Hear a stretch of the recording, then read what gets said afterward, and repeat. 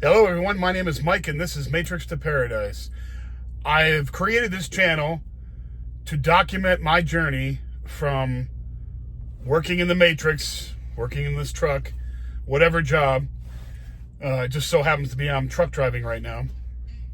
The journey from this job to where I want to be in my paradise, which is overseas, learning new cultures, languages, exploring the whole nine yards. That's my dream. That's my thing. For other people, it might be different. Some people have different dreams. This just happens to be mine, and I'm just documenting the journey to going there and getting it done. It's all about going from the Matrix to Paradise, but also the effort it takes to get things done, and the trials and tribulations of that process. And I just wanted to document it all. I mean, and this is a great way to do it on YouTube. Anyway, so where I left off the last time I had a video was was Friday. Today is Sunday. So Friday, I was still in Phoenix. I'd stopped off in Phoenix. I had 3 loads in one day, and I was able to get all that done and grab the load that was going to up here in Utah, a place called Kearns, Utah, which is just outside of Salt Lake City, right there. I mean, it's hop, skip, and a jump from Salt Lake City, right in the same area, just a satellite city. I was taking bags of chips up there to Frito-Lay. So I guess Frito-Lay has satellite companies that do different things. And there was a company in Phoenix called Shearers, I think. And I think they make or distribute some product for Frito-Lay. So I took those up there. And the reason I know they're chips is because either chips or popcorn or something like that. The reason I know excuse me, is because I had to take a certain route. I couldn't take a high altitude route because it would pop the bags. And that's the first time I've heard of that.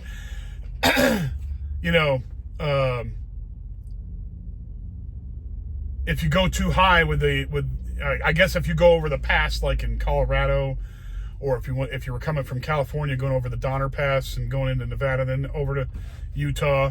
If you go over those high altitude passes, well, there's one here too, right outside of Salt Lake City. There's a pretty tall areas out here too, where if you go over that, they would pop the bag. So they made sure I was following a certain route.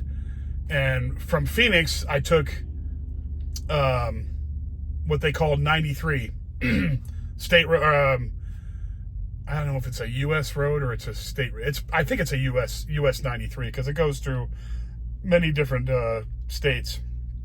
It goes up through basically from Wickenburg, Arizona, which is just northwest of Phoenix. Goes from 93 goes up through there, all the way up to a spot on Interstate 40 right down the road from Kingman. Then you get on Interstate 40. And you travel that a little bit through the Interstate 40 section of Kingman, and then you jump back on the 93 on a place called Beale Street. Surprisingly enough, they call it Beale Street. But anyway, that's 93, and it takes you all the way up to Vegas. It used to go over the dam and stuff, and now they built a bridge there, and you go over the bridge. But I had to go up there and then get on Interstate 15 in Las Vegas, and then Interstate 15 will take you all the way to Salt Lake City. So I had to take that route, which that's the route I always take anyway. I couldn't take the route that would take you past the Grand Canyon, over the Glen Canyon Dam and up that way, because it's too high in Utah to get over into Salt Lake. The Wasatch Mountain Range runs right past on the east side of Salt Lake, so I'd had to cross over those and supposedly be too high. Anyway, so I dropped that load off today. I drove up from Phoenix, went all the way up to Littlefield, Arizona, which is in a little strip of Arizona where Interstate 15 goes through between Nevada and Utah. Stayed in there overnight last night. And surprisingly enough, I was in there Wednesday as well.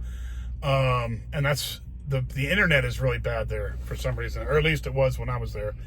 I wasn't going to make a video last night because I was waiting for it today, because last night was Saturday. So no, I wasn't going to make one. I was going to make one today. So I waited until I got up here. I dropped off the load to Frito-Lay in Kearns, and then I came down to a place called Nephi and picked up a load of insulation, like house insulation, from Owens Corning in Nephi, Utah, which is just south of Utah. I mean, Salt Lake City, south of Salt Lake City. So, you know, it's funny because if you've ever been to Utah, you know, 96% of the population is in this valley between Nephi, which is pretty much the first kind of population that you get in the valley right there. I mean, don't get me wrong, there's towns dotted all the way down and all the way down to St. George, which is down by the Arizona border. There's towns dotted all around in there, but the real metro area of Salt Lake City starts about Nephi, and then it goes all the way up to past Ogden, which is on the north side. And well, I was just up there too, Corinne. Corinne's like right there at the end of that, of the north side of that valley of, you know, the population center of Utah. And I would suggest probably 96%, like I said, live in that, between Nephi and Corinne, right in that area there, right there by the Great Salt Lake. And so it gets kind of stuffy in there for traffic. You wouldn't think it would, but I mean, Salt Lake City is growing. It really is. A lot of these western cities are growing big time. You know, Phoenix is the 5th largest city in the country now. It's just crazy how big it is, how many people that are living there, and the metro area there. Now, I think Phoenix is in the top 10 of metro areas, like like including all the satellite cities and all that. I think it's in the top 10. But anyway, so I got that load from Owens Corning and Nephi, and I drove south for a little bit. My clock was going to run out for the day, so I drove south, and I stopped at the same Loves that I was here last week in Fillmore. So I stopped here again. Just down the road from here, about 20 miles or so, 25 miles, is where Interstate 70 picks up, right off of the Interstate 15. And Interstate 70 heads east, and I'm headed all the way to Kansas City, which is about 1,100 miles from here, which is a really good load. That's beautiful. Take me 2 days. 2 days to get there. No big deal. I'd be there on the 27th. It's 25th today. So, racking up the miles, having a good time, racking them up. It's beautiful weather here. I mean, it's like the calm before the storm here, because it's like the end of August. This is like the most beautiful weather in the north, you know, because give it 2 months and it's going to be cold as hell here. So, I mean, really cold. So, thankfully, it's nice out right now and enjoying the breeze and the 70-degree weather, you know, 75-degree weather, 80-degree right in there. Just a gorgeous time to drive up here in the north, you know, north of the deserts. And even when I was in Phoenix the other day, it was warm there, but it wasn't like 120 like it has been. It was only like 105, 106. So it wasn't that bad. And if any of you have lived in the desert before, you understand there's a big difference between 106 and 116. It's pretty big. You know, like some people that live in the north or live in Michigan or live in Boston or something like that, you go to Arizona and 100 degrees is like hell to you. It's like, oh my God, I can't believe anybody lives in this. But once you get acclimated to Arizona's weather, and you get wherever you go, you can get acclimated to it. I mean, look at the Eskimos. They live up, in 50 to below. So, I mean, they're used to it. It's not a big deal.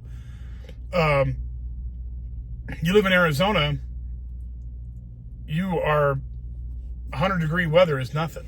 100, all the way up to about 110. Once it gets over 110, you're like, it's pretty hot outside.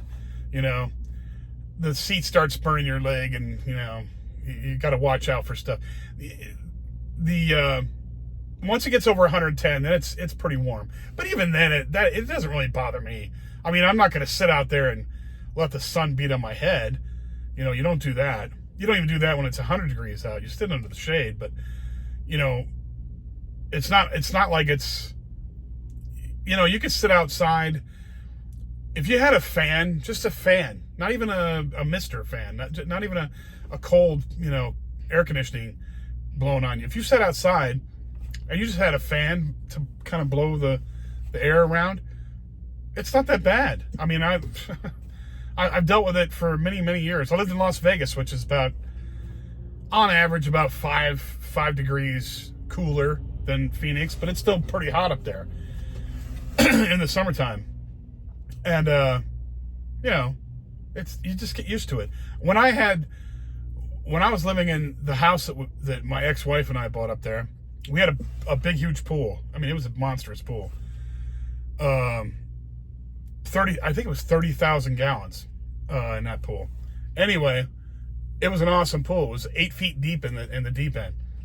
So, but anyway, we had a porch, like a patio out there, where the roof came down, like the roof of the house. They built it right on as part of the house all the way down to cover the patio, and it was awesome. The way they angled it and stuff was great because you had plenty of room under there and stuff.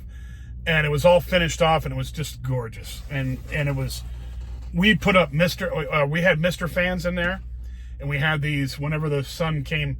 Now we were facing west, so when the sun came over the house,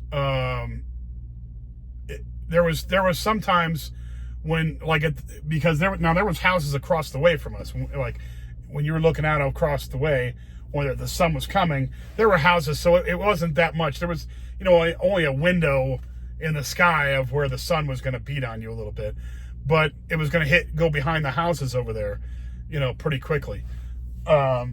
Just the way it was set up, and so we had these roller things that came down to block the sun, across the back there of the patio. And we had Mister fans and stuff. And, honestly, I mean, you just get used to it. It's not even that bad. You go back there and have a good old time. It sucked because winter came and it got cold. And then you couldn't go out and enjoy the outdoors. That's the only thing that sucked. I wish I lived in a place where it was, that's why I'm going to be happy living in tropical places like, Cambodia. Because there'll never be a time I can't go outside and enjoy the outdoors. It'll always be warm out. And believe it or not, people that have moved to Florida and been there for a while, they can attest to this, that eventually you get used to the humidity. You do. I never thought I would, especially coming from Arizona. I'm an Arizona guy and a Nevada guy, and I never ever thought when I went to Cambodia that I'd ever get used to the humidity there. Excuse me.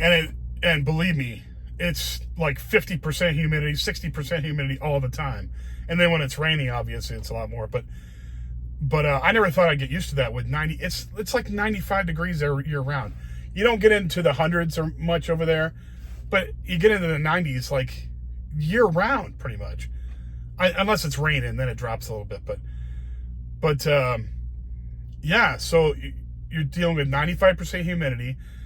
95% temperatures with like 50 to 60% humidity, which is brutal if you're not used to it. When I first got there, I spent 4.5 months there. When I first got there, I was sweating. And I'm not a big sweater. I'm not like a person that sweats all the time. But when I got there, I was sweating like a nervous pig. It was crazy how much I was sweating. And I was like, my God, this is how I'm dealing with this. Well, I would just carry some napkin, a napkin in my pocket, because I was wearing like slacks and a button-up shirt with a tie and an overcoat and stuff, because I was going out and interviewing for teaching jobs. so I'm walking around in a tropical place with a suit and tie on. It was, so I was sweating. So anyway, about a month and a half, right in that area, I started noticing that I wasn't sweating anymore. Like it started, I kind of thought about it, afterwards, and I realized it was going further and further. It was less and less all the time. I was able to go out and spend more time outside, walking around in the heat and stuff and doing whatever. And I wasn't sweating nearly as bad. And it got to the point where I wasn't really sweating much at all. Not at all. And I thought that was amazing. I was like, and I was talking to this guy. There was an old Dutch guy. He was probably about 10, 15 years older than me. And he was retired down there. He was retired there in Phnom Penh. And we used to go to the same cafe, and you go to a cafe, they serve beer, they serve food, coffee, whatever. They just call it a cafe, but you can get whatever you want there. And I would sit there, and I'd sit there and blab with him for a while, every day, pretty much, after I got done doing my rounds, going to every international school in the freaking city of Phnom Penh. Anywhere where they teach English. Anyway, so I sat there and talked to him, and I remember talking to him about that too. And he's like, yeah. He's like, when I first got here, I was sweating it up too, and then all of a sudden it stopped too. He goes, that's the way it is. For some reason, you get used to it. And now I can't imagine going back to. He was from the Netherlands. He goes, I can't imagine going back to the Netherlands and dealing with a cold there. I'm like, yeah, imagine that, going back, because he came from the cold. The Netherlands in the wintertime is freezing cold, and he he says, I can't imagine going back there and dealing with that. He goes, I'll take Cambodian summers all day long. He's like, I don't sweat anymore either. He goes, I can wear whatever I want. I'm so used to this weather, it doesn't even bother me anymore. And surprisingly enough, there's not a ton, like in the city at least. Now, if you go out, to rural areas, you're going to find a lot more flies and mosquitoes and all that stuff. If you go out in the woods and stuff, which I won't go in the woods in Cambodia. There's all kinds of crazy critters out there, and I'm not getting eaten or stung or invaded by any crazy critters out there. You don't want to go barefoot out there. Honestly, you might end up with a tapeworm or a botfly or some bull crazy crap like that, and you don't want that stuff. So, eaten by a tiger, no, absolutely not. Trampled by an elephant, no, absolutely not. Bitten by a freaking cobra or something like that, nope, not gonna do it. As long as you stay in the city areas and don't go getting out of your car and running through the woods and stuff, you're good to go. Unless you go with somebody who knows what they're doing, which I probably won't even do that either, unless I'm going to some, driving back to some reserve or something where they have people there that deal with animals and whatever. If I'm seeing some site and there's guides there, I'm not going to risk my life, getting bit by a freaking cobra or something. It's just not going to happen. So anyway, but in the cities, you wouldn't believe it. I mean, you could sit there in an open air market or an open air place and not have to deal with any kind of, mosquitoes or flies, pretty much. I mean, you'd think there'd be tons of flies there, but not really. I was able to eat. You're able to eat food and not have flies running all over it and stuff. No, not bad at all. Unless you go out in the woods or go out in a rural area, then you might get flies around. But anyway, that's all I have for today. I'm here in Utah, and I'm headed out tomorrow. Tomorrow, you'll probably be hearing from me in either Colorado, someplace on the east side of Colorado, or the west side of Kansas. Hopefully I can make it all the way to Kansas. That'd be great. Anyway, thank you for watching my videos. If you like them, please hit the like button. Please subscribe if you like this kind of content and you want to pass it on to other people that like this content. Travel, trucking, slow travel, escaping the Matrix, that kind of stuff. Anyway, thank you very much for watching, and I will come back with more tomorrow. Take care now. Bye.